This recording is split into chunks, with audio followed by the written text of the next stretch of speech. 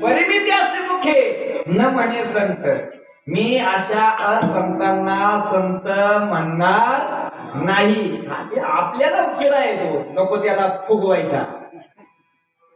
तुकाराम महाराजांसारख्या संत नाही, मी हसण्याकरता विनोद म्हणून नाही, हे माझ्या पोटतिडकीनं सांगतोय आणि गेली 10 वर्षापासून सांगतोय. पण तुम्हालाही काही फरक नाही हे मलाही माहिती आहे, पण मी सांगणं सोडणार नाही. बोलावं आलं तर बोलवा, नाही तर बोलू ना, त्याच्यापासून काय पडलं नाही आमचं. पण तुकोबरायाने सांगितलं तेव्हा असंतांना मी संत म्हणणार नाही, किंबहुना त्या असंतांचं वर्णन सुद्धा आम्ही करणार नाही. त्यांच्या ठिकाणी संतत्वाची लक्षणं बसतात का? संत कोणाला म्हणतात तर ते संतांची जी काही शास्त्राने, म्हणजे तुकाराम महाराजांनी ठरवलेली लक्षणं नाही सांगत मी, शास्त्रानं ठरवलेली, किंबहुना इथून पाठीमागे होऊन गेलेले जे संत आहेत जगद्गुरु तुकोबरायांच्या अगोदरचे, त्यांनी काहीतरी संतांची लक्षणं सांगितलेली असतील ना. नाथ महाराजांनी सांगितले असतील, ज्ञानोबरायाने सांगितले असतील, निवृत्तीनाथ महाराज नवे भगवंताने सांगितली. यो मत भक्त समे प्रिय 12वा अध्याय काढा, नुसता वाचू नका, पारायण नका करू. अनेपेक्षे शुचिरदक्ष उदासीनो गतव्यता सर्वारंभ परित्यागी यो मत भक्त समे प्रिय म्हटलं की तो माझा आवडता, मला प्रिय असणारा काय आहे, माझा भक्त आहे. तेही प्राणापरवते आवडता ती मज निवडते, जे भक्त चरित्राते प्रशंसित.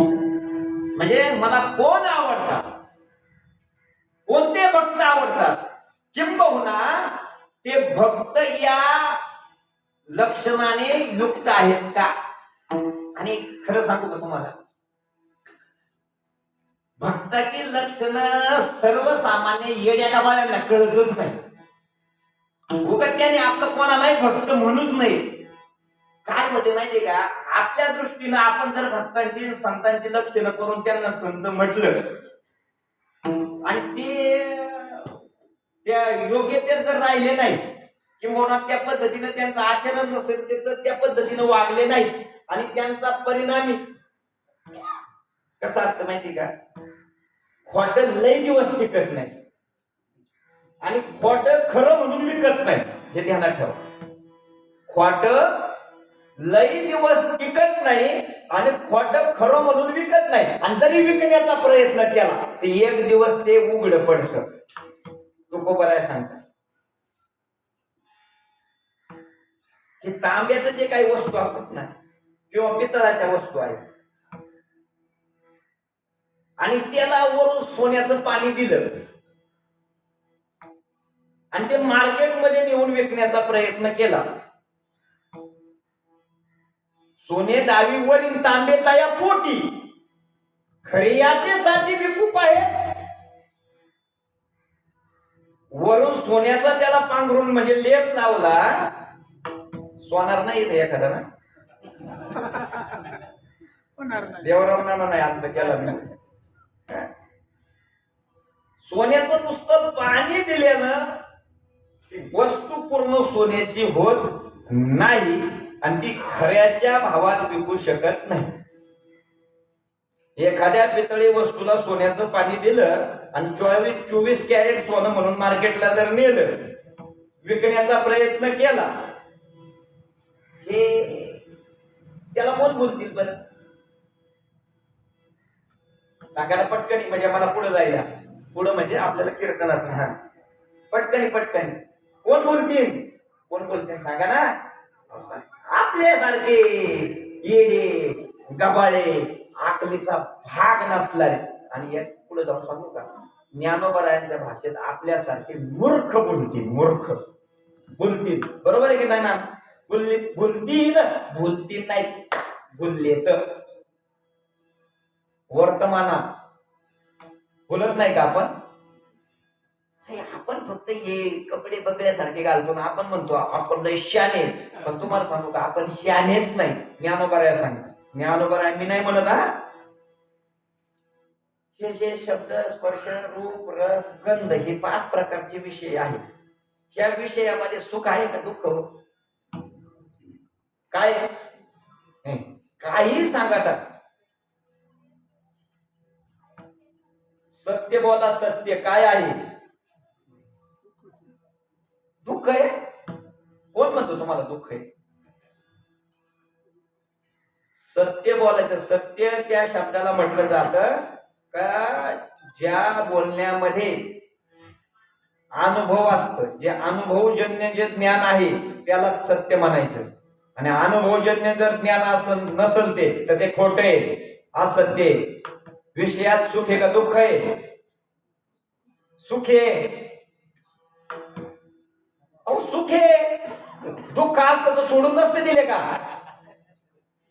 आज सगळे त्याच्या मागच पळत आहेत ना, तुम्ही काय मी काही.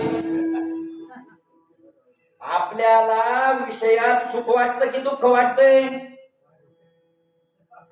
दुःख वाटतच नाही. हे उगाच तुम्ही मला उगाच आता उगाच माझं मन राखाय करता सांगू नका. प्रत्येकाचा अनुभव सुखाचाच आहे. दुःख वाटतच नाही. आणि दुःख जर वाटलं तर आपण त्याच्यात राहणारच नाही.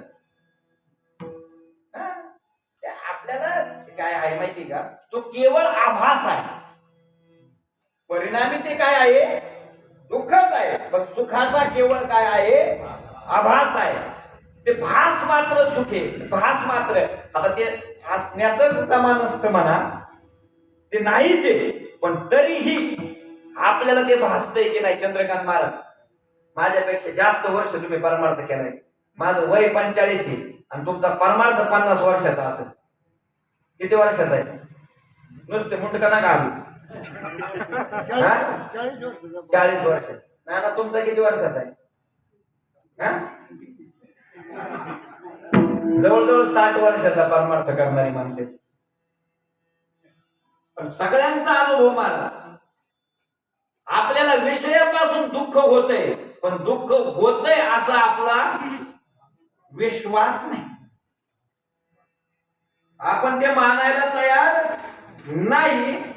ते आपल्याला जरीही आपला अनुभव असेल दुःख आहे, तरीही आपण त्याला दुःख मानत नाही. कारण का? तुमची मान्यता जर दुःखाची असेल तर तुम्ही त्याला सोडून दिलं असतं. मला कोण असते का? तुम्हाला जर मी 1 किलो RDX दिलं,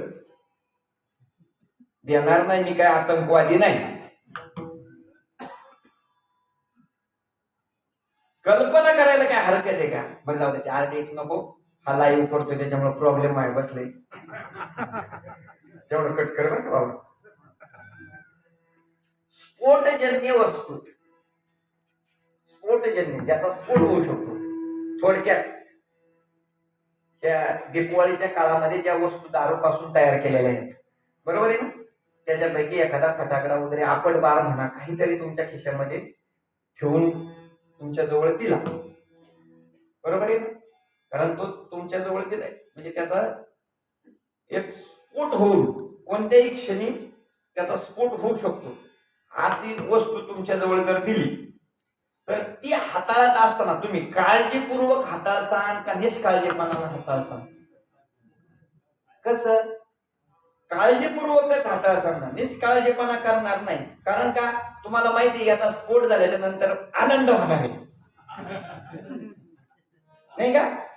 त्याचा स्फोट झाल्याच्या नंतर मजा वाटणार आहे आपल्याला. असं असतं होय? तुम्हाला माहिती आहे त्याच्या परिणामाचा विचार करून तुम्ही काय करता? ती वस्तू हाताळता. तस जीवनामध्ये ही विषय जे आहेत ना, या विषयाच्या परिणामाचा विचार करून ते विषय काय केले पाहिजे? भोगले पाहिजे. ते विषय काय केले पाहिजे? भोगले पाहिजे. आणि मग तुम्ही मला सांगा, विषय भोगताना आपण परिणामाचा विचार करतो की वस्तुस्थिती भोगत असताना वर्तमानाचा विचार करतो? आणि मग वर्तमानाचा विचार करत असताना विषय आपल्याला जरी दुःखदायक असले वाटत असले तरीही आपण त्याला मानायला तयार नाही. आणि त्यातच आपण सांगे पुय पंकीचे किडे, काय किडसे घेते ज्ञानोबरा सांगतात, पोतले किड्यांना त्याच्यातून निघावं वाटतं का? नाही. तसं या विषयाच्या भोग जरी नसेल, ते काल्पनिक असेल, भ्रम मात्र असतील, नाही काय आपण त्याला म्हणतो प्रातिभासिक असतील, तरीही आपण त्या विषयात सुख शोधण्याचा प्रयत्न करतो, आहे की नाही? आपल्याला वाटतं त्या विषयात काय आहे, सुख आहे, सुख म्हणजे त्याच्या परिणामाचा विचार न करता ते विषय भोगण्याकरता आपण नेहमी तत्पर असतो. म्हणून दुःखजन्य असणारे विषय सुद्धा आपल्याला काय वाटतात, सुखरूप वाटतात.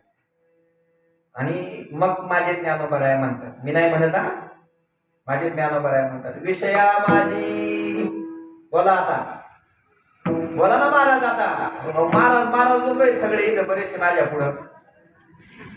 विषया माझे जे सुख ते साध्यंतची जाण, काय की जे शहाणे. अहो मूर्ख म्हटलं की नाही ज्ञानोबरायांनी, म्हटलं की नाही. म्हणून मी एवढं का लाभवलं तर तुम्ही माझ्यावर आरोप केला असता, या महाराजांना काय मूर्ख म्हणायचं अधिकारी आपल्याला. मी नाही म्हटलो, ज्ञानोबराय म्हटले मूर्ख. आपण मूर्ख आहेत महाराज, तर त्याच्या पाठीमागं पडतो. तसं मी काय म्हटलं माहिती आहे, परिणामाचा विचार करा. परिणामाचा आपण परिणामाचा विचार न करता, परिणामाचा विचारच करत नाही महाराज आपण. परिणामाचा विचार न करता आपण फक्त वर्तमानाचा विचार करतो आणि त्याच्यातच जीवन जगण्याचा प्रयत्न करतो. म्हणून आपल्या जीवनात काय आहे, दुःख आहे. आणि संतांच्या जीवनात दुःख, दुःख स्वप्नात नाही, स्वप्नात दुःख ते कैचे नये स्वप्नात. त्यांच्या जीवनात स्वप्नात सुद्धा दुःख नाही आणि आपलं दुःख पाठ सोडत नाही. का, त्याने परिणामाचा विचार केला आणि मग त्या पद्धतीने त्यांनी त्यांचं जीवन मार्गक्रमण केलं. आपण परिणामाचा विचार न करता जीवन मार्गक्रमण करतो. म्हणून हा विषय जो कृष्ण महाराज कशावर निघला माहिती का, आपण कुणालाही संत म्हणतो, आपण कुणालाही संत म्हणतो, कारण का तेवढी अक्कल आपल्याला नाही संत ओळखण्याची. म्हणून संत जर ओळखायचे असेल तर आपल्याला काय व्हावं लागेल गणेश महाराज, काय व्हावं लागेल, अहो संत व्हावं लागेल. जोपर्यंत आपण संत होत नाही तोपर्यंत संतांचा महिमा आपल्याला सुद्धा कळत. संतांचा महिमा संतांचा महिमा